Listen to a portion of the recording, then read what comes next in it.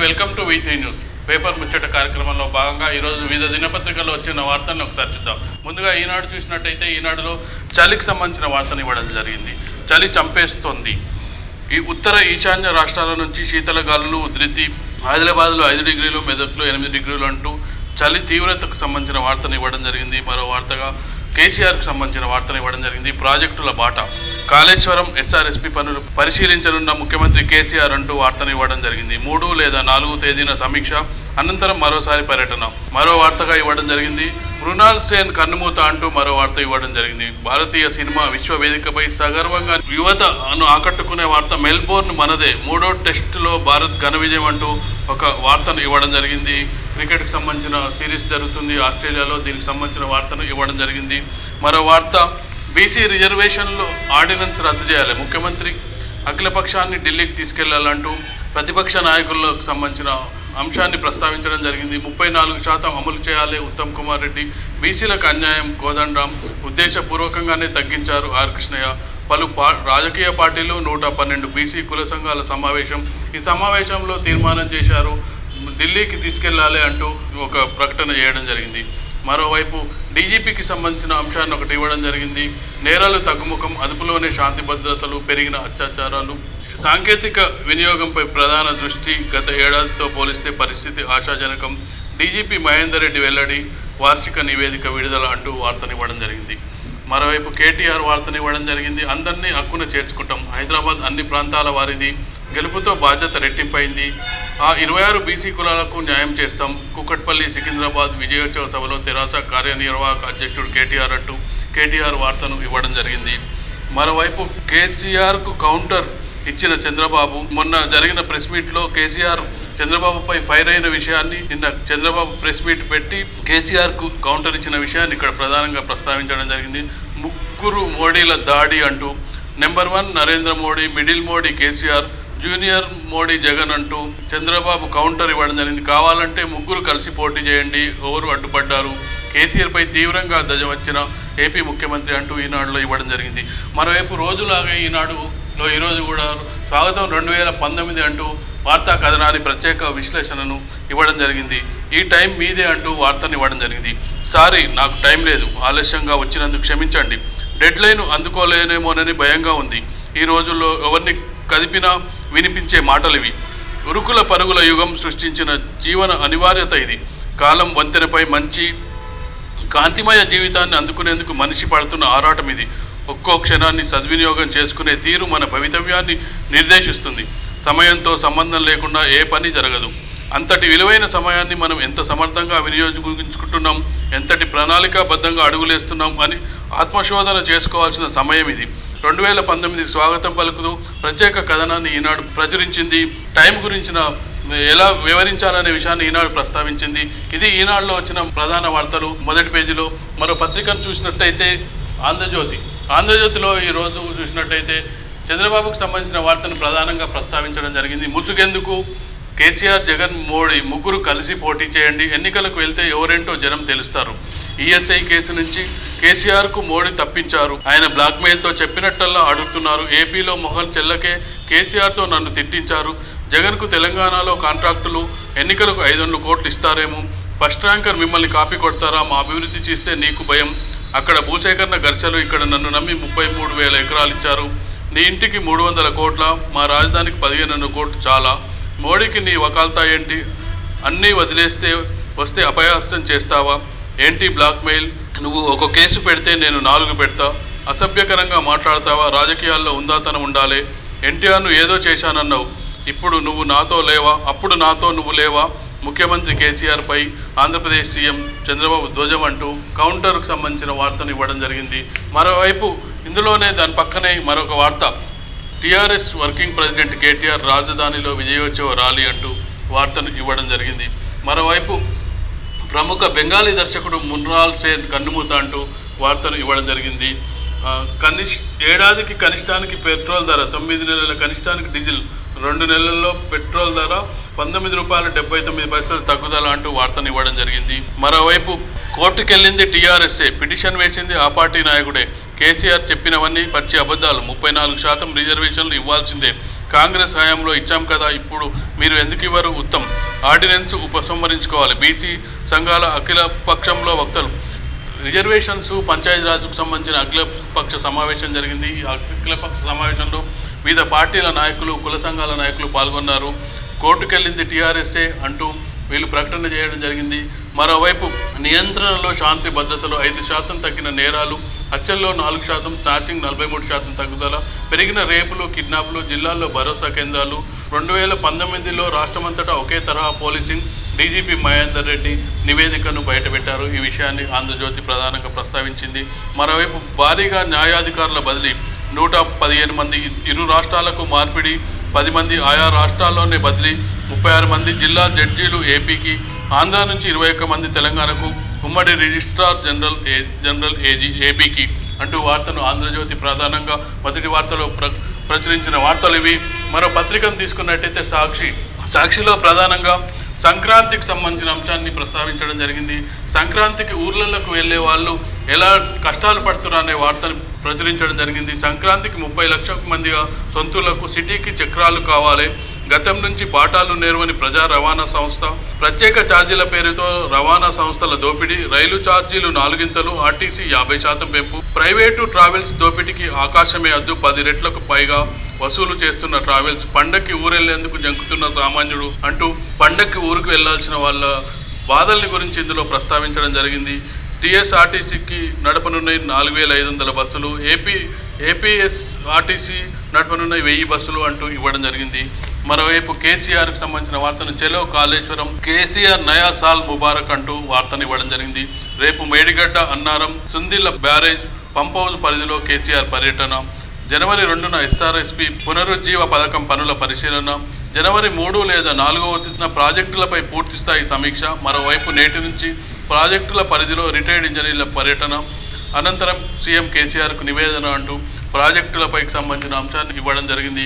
ఇంజనీరింగ్లో full time internship ప్రాజెక్టుకు మంగళం పాడుతూ ఏఐసిటి కొత్త విధానం అంటూ వార్తను ఇవ్వడం జరిగింది. మరో వార్తగా పంచాయతీల్లో బీసీ రిజర్వేషన్లు పెంచాలే అఖిలపక్ష డిమాండు. అఖిలపక్షంలో హాజరైన ఉత్తమ్ కుమార్ రెడ్డి, కోదండరాం, ఆర్ కృష్ణయ్యలకు సంబంధించిన ఫోటోలను ఇవ్వడం జరిగింది.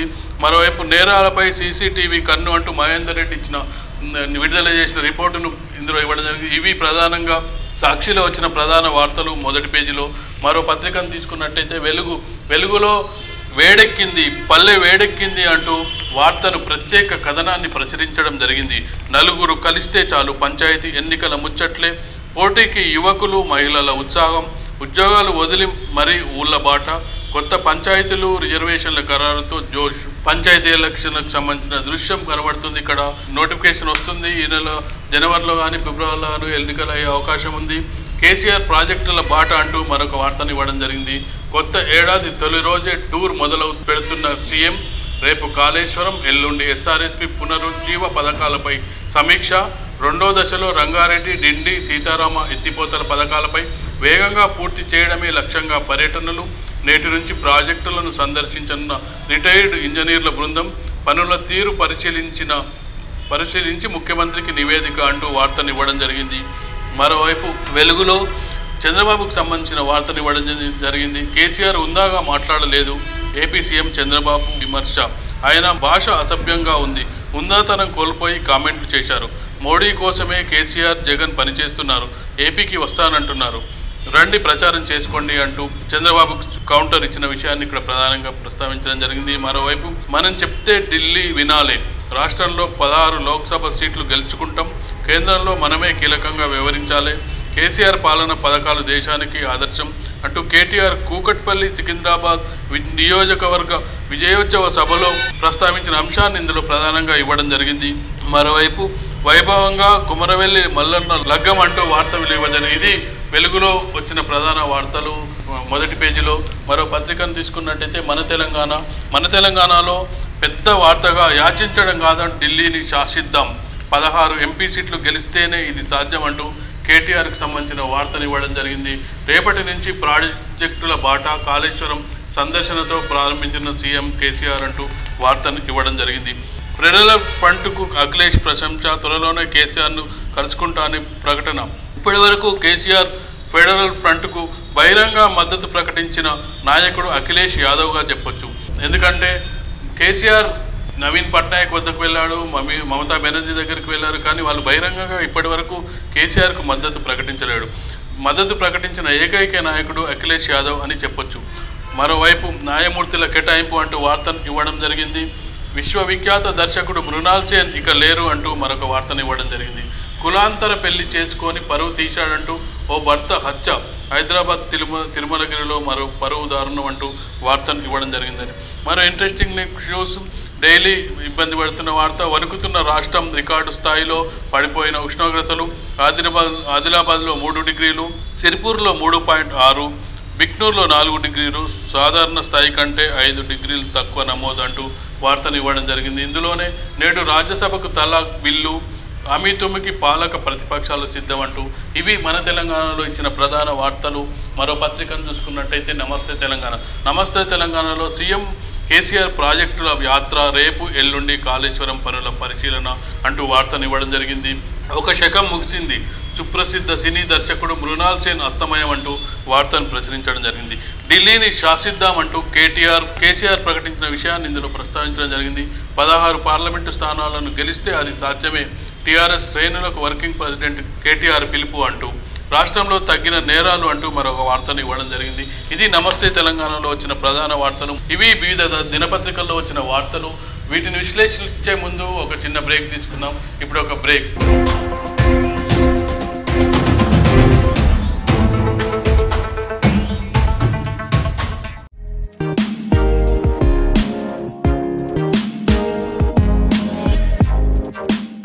తెలంగాణ, ఆంధ్ర, రాయలసీమ, తమిళనాడు, కర్ణాటక, కేరళ ప్రాంతాలు వేరైనా రుచులు వేరైనా వేదిక ఒక్కటే, మన రుచులు. త్వరలో మన V3 న్యూస్ ఛానల్లో.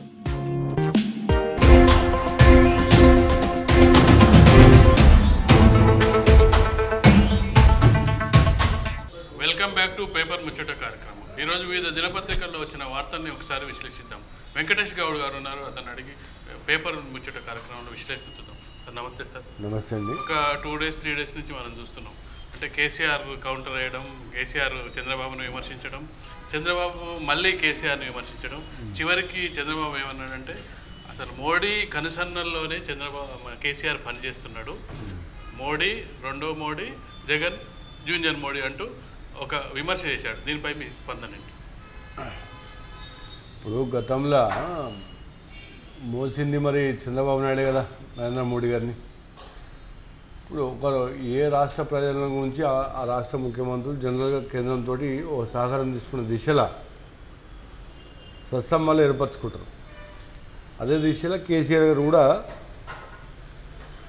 కావాల్సిన ప్రాజెక్టులకు ఏవైతే అనుమతులు ఎక్కడ కూడా ఇబ్బంది కాకుండా ఉండాలి, మరి తెలంగాణ రాష్ట్రం డెవలప్ కావాలనుకుంటే కనుక కేంద్రంతో కూడా సత్సంబాలు పెట్టుకోవాలి. మనకు న్యాయబద్ధంగా రావాల్సిన ఏ ఫండ్స్ అయినా సరే కేంద్రం నుంచి మనకు నిధులు రావాలని చెప్పేసి తెలంగాణ స్టేట్ డెవలప్మెంట్ ఆస్పెక్ట్లనే ఆయన కలుస్తుంది తప్ప వేరే అర్థం ఏమున్నది? నిజంగా కేసీఆర్కు మోడీ గారికి ఏమైనా ఉంటే కనుక పొత్తే పెట్టుకుంటుంటే ఇంకా మీరు పెట్టుకున్నట్టుగా, కాంగ్రెస్ టీడీపీ పెట్టుకున్నట్టుగా బీజేపీ టీఆర్ఎస్ పార్టీ కూడా పెట్టుకోవచ్చు కదా. కానీ పెట్టుకోకుండా ఇలా 105 స్థానాల్లో భారతీయ జనతా పార్టీ డిపాజిట్ పోయిందంటే అది టీఆర్ఎస్ మీద నమ్మకము, కేసీఆర్ మీద నమ్మకం తప్ప ఇంకా వేరే ఏం లేదు. అయితే చంద్రబాబు నాయుడు అంటూ సరే మోడీ సంఘాలు ఉంటే పొద్దున్నేసే మోడీ మేము భారతీయ జనతా పార్టీని విమర్శిస్తూనే ఉన్నాం. పాలసీ పరంగా రాష్ట్రానికి ఏమో తీయలేదు. దాని గురించి ఏమనంటే కొన్ని ఇప్పుడు మోడల్ స్కూల్స్ కేంద్ర ప్రభుత్వం ఇది చేయించింది. దాన్ని ఏం చేసిన తర్వాత బడ్జెట్ రిలీజ్ చేయకుండా మధ్యలో ఆపేసి చేయలే పట్టేస్తే కొన్ని స్కూళ్ళలో అటు ఇటు కాకుండా పరిస్థితి ఏర్పడింది. ఇప్పుడు అలాంటి కొన్ని స్కీమ్స్ ఇంట్రడ్యూస్ చేసి మేము చేసినామని చెప్పి కేంద్ర ప్రభుత్వం చెప్తుంది. మరి దాన్ని మోసేది ఎవరు? రాష్ట్ర ప్రభుత్వం మోయాలి. ఆ రాష్ట్ర ప్రభుత్వం మోసే దిశలో దాన్ని సరిగ్గా పనిచేయకపోతే కనుక దాని చెడ్డ పేరు మాకు వస్తుంది. భారతీయ జనతా పార్టీలు ఏమంటారు, మేము కేంద్రం నుంచి ఇచ్చినాం కానీ మీకు సంపూర్ణమైన నిధులు ఇవ్వకుండా మేము ఆల్రెడీ ఇలా తెలంగాణ రాష్ట్రంలో 500 స్కూల్స్ గురుకుల పాఠశాలలు పెట్టినాం. అట్లనే మీరు కూడా మేము కంప్లీట్గా బడ్జెట్ ఇచ్చి పెట్టమంటే పోయింది. మీరు కొంత బడ్జెట్ ఇచ్చి దాని తర్వాత మధ్యలో బడ్జెట్ ఆపేస్తే కనుక దాన్ని రన్ చేసే విధానం అంటే అధిక మళ్ళీ భారమైన ఒత్తిడి పడుతుంది, ఆర్థిక ఒత్తిడి. అందుగురించి ఇట్లా పనికి మళ్ళీ పాలసీస్ని ఇంట్రొడ్యూస్ చేసుకుంటూ సగం బడ్జెట్ తోటి 30% బడ్జెట్ తోటి రాష్ట్ర ప్రభుత్వం పైన 70% ఇచ్చేయాలనుకుంటే కనుక ఆ రేషియో ఇచ్చిన రేషియోనే సక్రమంగా నిధులు ఇస్తే నడపచ్చు. కానీ ఇవ్వకుండా చెప్పేది కేంద్ర ప్రభుత్వం మీద విమర్శలు చేస్తారు. సరే అంటే విమర్శలు మాకు రావాలి వాటా. కేసీఆర్ వెళ్ళి ప్రధానిని అడగడం కూడా తప్పలేదు. మర్యాదపూర్వక పెట్టి ఏ ప్రధాని ఈవెన్ కమ్యూనిస్టు ముఖ్యమంత్రులు ఉన్న చోటైనా కలవాలి. అది రాజ్యాంగ హోదా, అది పార్టీతో సంబంధం లేదు. కానీ అసలు కేసీఆర్ చంద్రబాబుని అంటే ఎందుకు తిట్టాడని అర్థం కాదు. అంతే గత ఎన్నికల ముందు సరే ప్రచారానికి వచ్చిండు, మనకు మళ్ళీసారి మనకు ఎంటర్ అవుతుండు తెలంగాణ పార్టీకి. సడన్గా ఢిల్లీ టూర్ నుంచి రాగానే కేసీఆర్ వచ్చి చంద్రబాబు మీద విడిచిపడ్డాడు. ఇది అనుమానాలకు దావిస్తుంది అనేది ప్రధాన ఆరోపణ. ఇప్పుడు చంద్రబాబును కేసీఆర్ ఇద్దరు ఇరు రాష్ట్ర ముఖ్యమంత్రులు. ఒక కంపారిజన్ వచ్చినప్పుడు ఆంధ్రప్రదేశ్ తెలంగాణ వచ్చినప్పుడు తెలంగాణకి నష్టం చేయాలనే ప్రక్రియ చంద్రబాబు నాయుడు లోపాయికార ఒప్పందంతో వీళ్ళందరితోటి శత్రువులైన కాంగ్రెస్ పార్టీ తెలుగుదేశం పార్టీలు ఒకటై అంటే కుట్రపూతమైన రాజకీయాలు చేసినారు. కాబట్టి ఆ కుట్రలను బహిర్గతం చేయాలనే ఉద్దేశంతో కేసీఆర్ గారు మాట్లాడారు తప్ప ఇక వేరే ఉద్దేశం కాదు. నిజంగా కనుక తెలుగుదేశం పార్టీ ఒంటరిగా పోటీ చేసి కాంగ్రెస్ పార్టీ ఒంటరిగా పోటీ చేసి ఉంటే కనుక ఈయన మాట్లాడే అవకాశం లేకుండే. ఎందుకంటే కాంగ్రెస్కు ప్రత్యామ్నాయంగా అపోజిషన్గా పుట్టిన పార్టీ తెలుగుదేశం పార్టీ.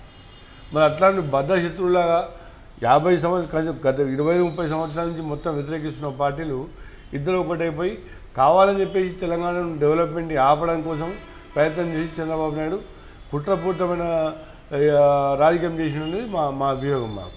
అందుగుందని చెప్పేసి చంద్రబాబు తగిన గుణపాఠం చెప్పాలి. మనం కూడా ఆయన పరిపాలించిన విధానం ఏంది, ఇలా ఆంధ్రప్రదేశ్లో ఉన్న డెవలప్మెంట్ ఏంది, ఎన్ని అప్పులు చేస్తుండ్రు, దాంట్లో బ్యారేజ్లో కానీ ఇన్కంప్లీట్ కాకుండా మేము కాళేశ్వరం ఇవాళ మార్చి నాటికి మేమంటాం ఇంటింటికి నిన్న స్మితా సభలు కూడా ఇంటర్వ్యూ ఇచ్చింది. మార్చి నాటికి ఇంటింటికి నల్లా ఇస్తామని చెప్పేసి వాటర్ ఇస్తామని చెప్పేసి మేమంటే కాళేశ్వరం పైన ఒక కమిట్మెంట్ ఉన్నది కేసీఆర్ గారికి. మరి సేమ్ ఆయన కూడా బ్యారేజ్ కడుతూ ఉన్నాడు. అది ఇప్పటిదాకా ఒకటే గేటు మనం చూసినాం. మనం ఒక గేట్ ఓపెన్ చేసి మిగతా గేట్లన్నీ కూడా ఇప్పటిదాకా నిర్మాణం కూడా స్టార్ట్ చేయలేదు. కంప్యూటర్ దిశ కావాలంటే ఇంకా 5-10 సంవత్సరాలు కావాలి. మేము ఇలా ప్రకాశం బ్యారేజ్ నుంచి మార్చి నాటికి నీళ్ళే ఇస్తూ ఉంటున్నాం. ఆల్రెడీ కొన్ని చోట్ల కెనాల్స్ కూడా అన్నీ స్టార్ట్ అయిపోయినాయి. రాబోయే రోజులలో 1 కోటి ఎకరాలకు నీళ్ళు ఇవ్వాలనేది కేసీఆర్ గారి ప్రతిపాదన. మీరు చూస్తూ ఉన్నారు. ప్రాజెక్టుల పైన ఆయన పూర్తి అవగాహన ఉన్నది. ఎట్టే పరిస్థితుల్లో రైతాంగం తెలంగాణ అభివృద్ధి చెందాలి, రైతాంగం అందరూ కూడా వాళ్ళ ముఖాలలో ఒక వెలుగు చూడాలనే ఉద్దేశంతో ఆయన ప్రయాణం చేస్తూ ఉన్నాడు ఆ దిశలో. ఎందుకంటే కుట్రపూర్ణంగా నువ్వు చేసినాం, మేము కూడా మేము ఓపెన్ దాన్ని ఖండిస్తూ ఉన్నాం. మేము అంటే ప్రజలు తెలియాలి, రెండు తెలుగు రాష్ట్రాలు కూడా ప్రజలు తెలియాలి చంద్రబాబు నాయుడు ఏంటి, ఆయన నైజం ఏంటి, ఆయన మెంటాలిటీ ఏంటని తెలియడం కోసం ఆయన విమర్శిస్తూ ఉన్నాం. అంటే విమర్శ చేస్తే బాగానే ఉంటుంది. అంటే వ్యక్తిగత దూషణలు ప్లస్ భాష విషయంలో నిన్న చంద్రబాబు నాయుడు ప్రెస్ మీట్ పెట్టి మరి అభ్యంతరం వ్యక్తం చేయడం, భాష విషయంలో కేసీఆర్ హద్దులు మీరుతున్నాడు, ఈడియట్ అనడం, ఇట్లాంటి కొన్ని పదాలు వాడుతున్నాడు, ప్రధానిని సైతం సన్యాసి అన్నాడు. అంటే ఇట్లాంటి భాష వాడడం కరెక్ట్ కాదు. విధానాలపై విమర్శించవచ్చు, అభివృద్ధిపై మాట్లాడవచ్చు, కానీ భాష విషయంలో కేసీఆర్ సరిగా వివరించట్లేదని చంద్రబాబు ప్రధాన ఆరోపణ. ఇప్పుడు భాష విషయంలో అంటే నరేంద్ర మోడీ గారు మొన్నేమన్నారు, తెలంగాణలో వచ్చి నా ముంగట మోకాల పైన కూర్చోవాల్సి వస్తుంది, 6 రోజుల దగ్గర ఉన్నాయని చెప్పి అట్లా మాట్లాడు. సరే, ఇప్పుడు ఆంధ్రాలో ఒక స్లాంగ్ ఉంటుంది, తెలంగాణలో ఒక స్లాంగ్ ఉంటుంది. ఆడ ఏమండి మీరు అంటారు, ఇక్కడ ఏం రాబోయే అంటారు. ఏం రాబోయే అంటే ప్రేమతో అంటారు. ఇక్కడ స్లాంగ్ అక్కడ స్లాంగ్ కొంచెం డిఫరెన్స్ ఉన్నది. తెలంగాణ యాస భాష వేరు, ఆంధ్ర యాస భాష వేరు. ఆయన మీరు అని మాట్లాడతాడు, నువ్వు అని మాట్లాడతాడు. అట్లా దాన్ని తప్పుగా తీసుకోవాల్సిన అవసరం లేదు. ఆవేశం ఉన్నప్పుడు కొంచెం బాధ అనుకున్నప్పుడు ఓ మాట 2 మాటలు ఎక్స్క్యూజ్ అవుతుంది. దాని పరిగణనకు పాలసీపరమైన విధానపరమైన మాటలలో ఏమైనా మాట్లాడితే దాన్ని తప్పుగా తీసుకోవాలి తప్ప వ్యక్తిగతంగా సరే ఓ కోపక్షంలో అంటాం మనం, ఓ కొడుకునైనా సొంత కొడుకునైనా ఇడియట్ ఏం చేస్తున్నా అంటాం. అట్లా ఉన్నప్పుడు దాన్ని తప్పుగా తీసుకునే ఇది కాదు. కానీ సరే, అది ఏదేమైనా ఈ ప్రజాస్వామ్య పద్ధతిలో ఒక లైన్ పోవాల్సిన మాట వాస్తవమే. అది కేసీఆర్ గారు కూడా దాన్ని బట్టి ఆలోచన చేయాలి. ఎందుకంటే మాట్లాడేటప్పుడు ఎదుటి మనిషిని గౌరవించాలనేది మనకు ఉండాలి. కాబట్టి ఆ విషయంలో కొంత మార్పు రావాల్సిన అవసరం ఉంది. అంటే నిన్న కేసీఆర్ స్పెషల్గా మీటింగ్ పెట్టి ప్రెస్ మీట్ పెట్టి చెప్పింది కూడా కేసీఆర్కు విమర్శల మీదే ప్రతిదాడి చేశారు. ఆయన ఏమంటుండంటే అసలు గ్రోత్ రేటు మేము అన్నిట్లో కూడా ఏపీ కంటే మేమే అగ్రస్థానంలో ఉన్నాము, మేము కాపీ కొట్టడం ఏంటి, మా పాలసీ నేనే నెంబర్ 1 ర్యాంకు, నేను పక్కోలేదంటే ఎందుకు కాపీ కొడతాను నిన్న కేసీఆర్ కౌంటర్ ఇచ్చే కార్యక్రమంలో చెప్పాడు. ఇది మీరు ఎలా విశ్లేషిస్తారు? ఇప్పుడు అగ్రికల్చర్ ఆస్పెక్ట్ తీసుకున్నప్పుడు ఆంధ్ర ప్రాంతం అంతా కూడా కెనాల్స్ ద్వారా వాళ్ళకి అన్ని కెనాల్స్ ద్వారా వాటర్ వే సోర్స్ ఉన్నది. 2 పంటలు లేదా 3 పంటలు పండించుకునే అవకాశం ఉన్నది. ఇక్కడ తెలంగాణ అవకాశం లేదు. ఇప్పుడు తెలంగాణ ఉద్యమం పుట్టిందే నీళ్లు నిధులు నియామకాలని. ఆ నీళ్లు వస్తే కనుక సస్యశ్యామలం అయితే 1,000 ఎకరాలు మేము ఇచ్చిన రోజున మా డెవలప్మెంట్ ఎట్లుంటుందో మాకు తెలుసు. మాకు అది 5 సంవత్సరాలు కంప్లీట్ అయిపోయే కాలం ఉన్నది. ఖచ్చితంగా కొడతాం. ఎందుకంటే వాళ్ళు పవర్ లేకుండా సేద్యం చేస్తారు, 3 పంటలు పండిస్తారు. కాబట్టి న్యాచురల్గా కొంత గ్రో వాళ్ళ మాకంటే ఎక్కువనే ఉంటుంది. దానికి కావాల్సిన ఇన్ఫ్రాస్ట్రక్చర్ కూడా మొత్తం డెవలప్మెంట్ చేసుకుంటా ఎప్పటికప్పుడు ప్రాజెక్టులు మొత్తం కంప్లీట్ వర్క్ అయిపోవాలి, అనుకున్న సమయంలో కంప్లీట్ అయిపోవాలి, 1,000 ఎకరాలకు నీళ్ళు రావాలి అనే ఉద్దేశంలో ఉన్నాము. ఇప్పుడు కంపేర్గా ఇప్పుడు డెవలప్మెంట్ హాస్పిటల్ ఇప్పుడు మాకు ఉమ్మడి ఆంధ్రప్రదేశ్లో 1,25 కోట్లు ఉండే బడ్జెట్. ఇలా తెలంగాణ 1,50,000 కోట్లు ఉంది రాష్ట్రం ఏర్పడిన తర్వాత. మరి డెవలప్మెంట్ కాకపోతే ఇన్ని ప్రాజెక్ట్ ఎట్లా చేపడతా ఉన్నాం? ఇప్పుడు ఇన్ఫ్రాస్ట్రక్చర్ మొత్తం కూడా డెవలప్ చేసుకుంటూ వస్తూ ఉన్నారు మొత్తం. ఇప్పుడు ఇదంతా డెవలప్మెంట్ చూసుకుంటే కనుక కంపేర్ టు ఇవాళ విజయవాడ కనకదుర్గ దగ్గర 3 సంవత్సరాలు ఒక ఫ్లైఓవర్ కంప్లీట్ కాని పరిస్థితి విజయవాడలో ఉన్నది.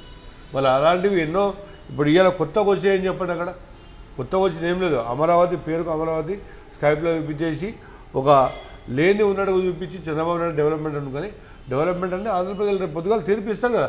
నిజంగా మీరు డెవలప్మెంట్ చేస్తే కనుక రేపు పొద్దుగాల మీకే ఇస్తారు కదా అవకాశం. కానీ ఈరోజు మన కళ్ళ కూడా కనబడుతూ ఉంది. మన తెలంగాణ నుంచి విజయవాడ కనకదుర్గకు పోతే ఇప్పటికి కూడా 15 కిలోమీటర్లు 20 కిలోమీటర్లు మొత్తం సిటీ చుట్టూ రావాల్సిన పరిస్థితి ఉన్నది. గుంటూరు పోవాలన్నా, తెనాలి పోవాలన్నా, ఇంకో రాజమండ్రి పోవాలన్నా 25 కిలోమీటర్లు ఎక్స్ట్రా అవుతుంది. 3 సంవత్సరాల నుంచి ఒక చిన్న ఫ్లైఓవర్ కంప్లీట్ చేయలేదు. మరి ఇంకా మీరు ప్రాజెక్టులు ఏం కంప్లీట్ చేస్తారు? ఎట్లా డెవలప్మెంట్ అని చూపిస్తారు మీరు? అంటే మీరు అంటున్నారు అమరావతి గురించి ప్రస్తావించారు. అమరావతి బేసిన్ చేసుకుని చంద్రబాబు నేను మాట అన్నాడు, నన్ను నమ్మి రైతులు 30,000 ఎకరాల భూమిని నేను సాధించగలిగాను.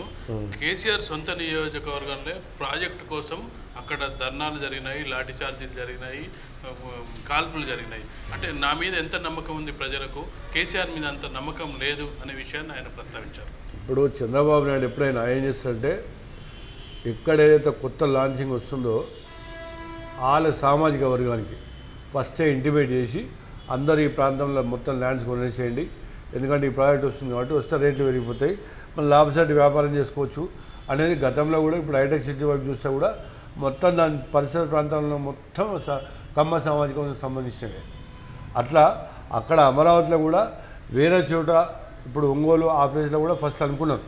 ఒంగోలు వెనుకబడ్డ ప్రాంతం, ఆ ప్రాంతంలో పెడితే కనుక అక్కడ కూడా కావాల్సిన ల్యాండ్ రిక్వైర్మెంట్ అక్వైర్ చేసుకుని ఉండే.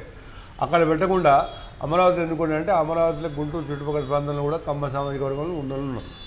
ఆ రేట్లు పెరగడం కోసమే అక్కడ సెలెక్ట్ చేసుకునేది మా అభిప్రాయం. ఇంకోటి ఏంటి, ఆయన ఎవరు రైతులు ఈ గొడవట్లు అంటారు కాబట్టి ఎందుకు పెట్టట్లేదు అనుకుంటే ఆ సామాజిక వర్గం అంతా వాళ్ళకు డెవలప్మెంట్ ఆర్థికంగా వాళ్ళు డెవలప్ కావడం కోసమే ప్రయత్నం చేసింది కాబట్టి వాళ్ళు ఎవరు మాట్లాడలేదు. నిజానికి రాజధాని అనేది ఎక్కడ ఉండాలి, అన్నింటికీ అందుబాటులో ఉంటూ కొంత వెనుకబడ్డ ప్రాంతం కూడా ఇది చేసుకుంటే దానికంటే ఆ ప్రాంతానికి కొంచెం ఒక వేవ్ వస్తుంది. ఇప్పుడు పలానా చోట రాజధాని అనుకుంటే కనుక రాకపోకలతో పాటు అన్ని సెక్టర్స్ డెవలప్ అవుతాయి కాబట్టి ఫస్ట్ ఒంగోలే అనుకున్నారు. ఆ ఒంగోలు వేస్తే కనుక కమ్మ సామాజిక వర్గం అంతా విజయవాడ గుంటూరులో ఉంటుంది. అందుగురించి కమ్మ సామాజిక వర్గం చుట్టూ కూడా వాళ్ళ రేట్లు కంపెన్సేషన్ కానీ లేకపోతే ఆ ఉన్న పొలాలు కానీ వాళ్ళ రేట్లు పెరగాలనుకుంటే వాళ్ళ ఆర్థిక పరిస్థితి డెవలప్ కావాలనుకుంటే కనుక ఇక్కడ పెడితేనే బాగుంటుందని చెప్పి ఆ ఉద్దేశంతో పెట్టింది తప్ప ఇక వేరే ఉద్దేశంతో ఒక మ్యూచువల్ అండర్స్టాండింగ్తో పెట్టింది. అంతేని రైతులు నమ్మి కాదు, ఆ సామాజిక ఆయన కుల సామాజిక వర్గాన్ని డెవలప్ చేసుకొని పెట్టిండు.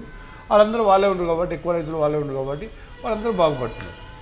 అంటే మరి ఇంకొక కేసీఆర్ చేసిన ప్రధాన విమర్శ మరొకటి ఏంటంటే ఇంకా ముసుగు తీసేయండి, నరేంద్ర మోడీ కేసీఆర్ జగన్ ఒకటే, మీరు కలిసి పోటీ చేయండి, నాకేం అభ్యంతరం లేదు, ఓపెన్గానే చేయండి అంటూ సవాల్ విసిరారు. ఇప్పుడు పోటీ ఎవరైనా మీరు డిసైడ్ చేసేది కాదు కదా, వారి అభిప్రాయాల మీద ఉంటుంది.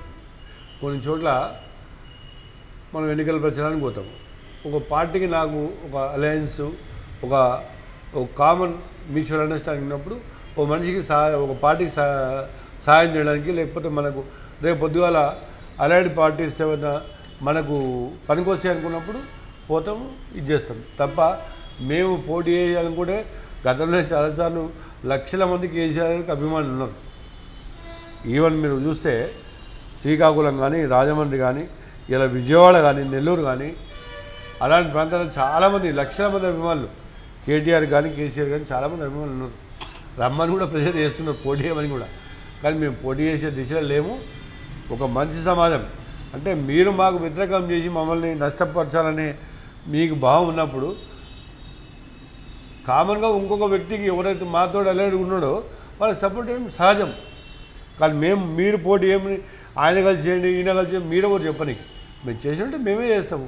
దానికి బాధ్యతగా చెప్తారు, అందరం కూడా చెప్తాము ప్రతిపరంగానే, తప్ప ఆయన ఏదో చేయమన్నారు కాబట్టి మేము చేసే పరిస్థితిలో మేము లేము.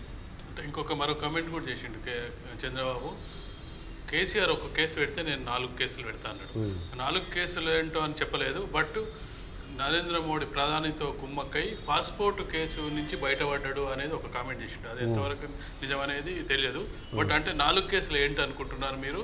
అంటే మోడీతో కుమ్మక్కయ్యారని, ఈ విధంగా అయ్యారని ఆయన చెప్పిన దానికి మీరు ఏదో కౌంటర్ ఇస్తారు. మరి ఇవ్వాలంటే కుమ్మకాయ అంటున్నావు. మరి నువ్వు మాకన్నా మొదలు నువ్వే కుమ్మకాయనావు కదా, మరి అప్పుడేం చేసేది? మరి అప్పుడు మీకు కోపం ఉంటే అప్పుడే అయిపోవచ్చు కదా. నరేంద్ర మోడీ గారితో మంచి రిలేషన్ ఉన్నప్పుడు ప్రెజర్ చేసి మరి అప్పుడే మరి కేసీఆర్ పైన కేసులు పెట్టవచ్చు కదా. అప్పుడెందుకు కోపం చెప్పలేదు? అది నిరాధారమైన ఆరోపణలు తప్ప ఆధారమైన కాదు. ఆధారమైన ఉంటే కోర్టు కోమని చెప్పండి, సుప్రీంకోర్టు ఉన్నది కదా, హైకోర్టు ఉంది కదా, ఏమని చెప్పండి కేసులు. ఆయనకు ఆధారాలు ఉంటే ఏమని చెప్పండి. కేసులు పెడితే కేసులు ఉత్తరం పెడితే 1,00,000 కేసులు ఉంటాయి. కేసులు పెట్టడం ఒక ఎత్తు, నిరూపణ చేయడం ఒక ఎత్తు. దేనికైనా డాక్యుమెంటరీ ఎవిడెన్స్ ఉండాలి పైన పెడతప్పుడు.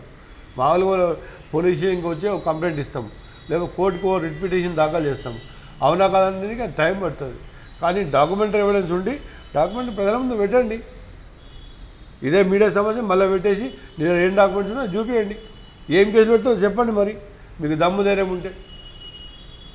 అంటే ఈ కోర్టులు ఆధారబాధారుగా విభజన చేసారు అంటే ఇదేమన్నా కోపం ఉంటుంటుందా అని? ఏముంటుందండి, ఇప్పుడు 5 సంవత్సరాలు జరిగిపోయిన తర్వాత ఇంకా ఆధారబాధాలు ఉంది. 5 సంవత్సరాల కన్నా ఇంకెక్కువ కాదా? ఒక హైకోర్టు షిఫ్ట్ చేయడానికి హైకోర్టుని మేము డిసెంబర్ కల్లా పూర్తి చేసామని చెప్పింది కూడా వాళ్ళే మరి చెప్పారు. తీరా చేసిన తర్వాత ఇంత ఆధారబాధారు ఎందుకు జగన్ కేసుల్ని తప్పించా అంటే కొన్ని కామెంట్స్ చేయడం జరిగింది. ఆయన ఎప్పుడు కూడా చంద్రబాబు నాయుడు ఏమంటాడు, ఫస్ట్ కావాలంటాడు, చేసిన తర్వాత మళ్ళీ హైదరాబాద్ ఎందుకు అంటాడు. తెలంగాణ గురించి లాస్ట్లో కాన్సెప్ట్ ఇచ్చింది ఆయనే, ఇచ్చేసి మళ్ళీ రాత్రి బిల్ పాస్ చేసినట్టు ఆయనే అంటాడు.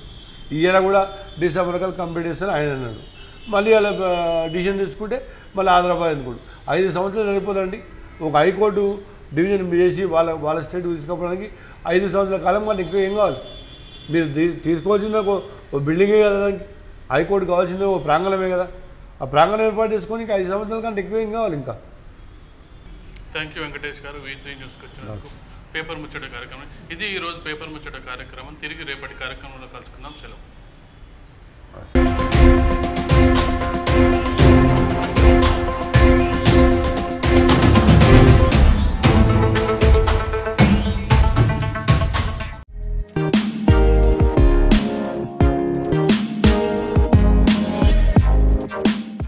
తెలంగాణ, ఆంధ్ర, రాయలసీమ, తమిళనాడు, కర్ణాటక, కేరళ ప్రాంతాలు వేరైనా రుచులు వేరైనా వేదిక ఒక్కటే.